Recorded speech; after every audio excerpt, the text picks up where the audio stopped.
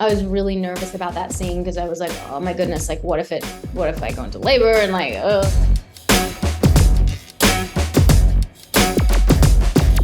I remember being really nervous. I auditioned for Spencer. I thought it was the worst audition that I'd ever done. I remember at one point saying to Marlene King, who's the producer, I said, this is the worst audition that I have ever done. I think I should just leave. And I called my husband after that audition and I said, I'm giving up acting. Like, I'm done. Which proves that you don't have any idea about what you're feeling compared to what you're showing. Because they loved the audition and they didn't think I was right for the Spencer role, but they had me in mind for the Jenna role. So I got the part of Jenna for the pilot.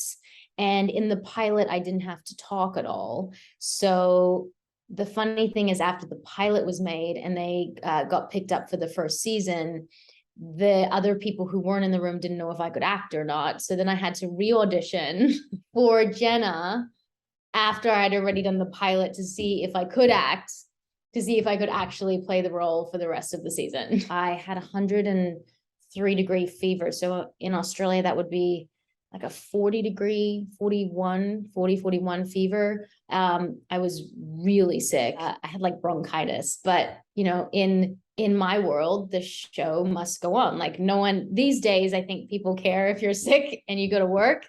Back then it was like, no, like, you need to go to work. Like, I don't care if you're sick. Like, I don't care if you're throwing up, like, you need to come to work. So I showed up and I took all my Panadol and all my all the things. And then I remember when they said action, the adrenaline kicks in and you just feel like you can do anything. So I remember that day really well. These days, rightly so, they would probably cast someone who was visually impaired. Back then, it was just the way things were done. And I was very grateful to be able to step into her shoes and get to play that. I learned a little bit of Braille. I went to a school for the visually impaired. I tried to learn as much as I could for it to be as authentic as possible. I made sure that when I was on set that I wasn't really able to see, because I can see in real life, I would just automatically reach for a cup of coffee or something like that. But if I couldn't and I was on set, then I would have to really try to motion my hands or my stick to try to figure out where objects were. I think it's really important with like any character that you play that there has to be some kind of empathy and understanding for the character, or you kind of just write her off as being evil for just being evil. And I think that there's no layers to that in any way. And it's also not interesting to play a character who has no layers. So I tried to make sure that Jenna, you did feel sorry for her and you did have empathy towards what had happened to her. And maybe you can understand that people turn into a certain way because of their circumstances. And that's what I always wanted people to see for Jenna, was like, she wasn't just evil. She had a lot of trauma and a lot of PTSD from her past that made her into who she was. And I wanted people to be scared of her, but I also wanted people to care about her as well. When I was pregnant, Shay Mitchell had to, like, you didn't know I was pregnant, but I was almost 9 months pregnant and I was in the lake and Shay Mitchell had to pull me out, and everyone thought I was dead. And I was like close to giving birth. I was really nervous about that scene because I was like, oh my goodness, like what if I go into labor and like, I mean, I wasn't that close, but still close enough that, you know, I just wanted everything to be safe and comfortable. And they were just so amazing on set. When you're shooting scenes like that, especially when you're pregnant or going through something, there's a million people around you to make sure that you're comfortable. But I just think it's funny because I look at that scene now and they pull my body and I'm like, I have a baby inside my stomach when that's going on. So there's a lot of behind the scene things like that where like you guys would see, oh, that's just a simple scene, but it wasn't. Or there are certain scenes that something went wrong and like we were there for like 17 hours or something, but you guys were just like, oh, that scene was just a normal great scene. You know, there's a lot of that happens behind the scenes. I would say because there was the main 4 girls and there was a lot of ancillary cast. So because the 4 main girls had to be on set every single day, 12 hours a day, they were very close.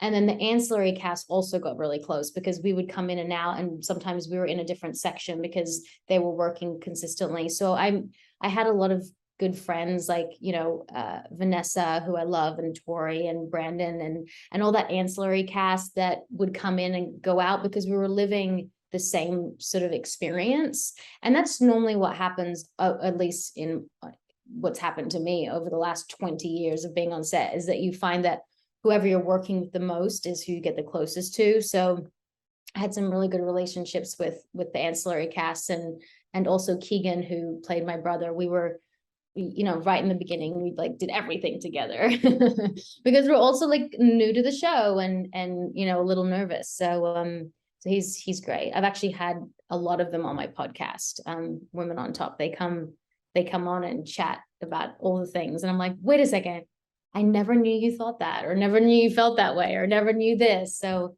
it's nice as we've gotten older to like be able to talk about things to do with the show. Because remember, we were like early 20s, mid 20s. So it's very different than being in your 30s, I think. I think what made the show iconic was that at its core, it was about friendship. And I think, mystery always sells, and to have a show that you need to know what's going to happen the next episode keeps you guessing, I think is always a great tactic to get people to keep watching. But I think it was primarily because the core of and the heartbeat of the show is about friendship and what you would do for your friends, and sometimes what you wouldn't do for your friends, and loyalty. And I think those were the themes that were threaded throughout the show. That's why people kept coming back, because they watched it with their friends and they watched it with their family.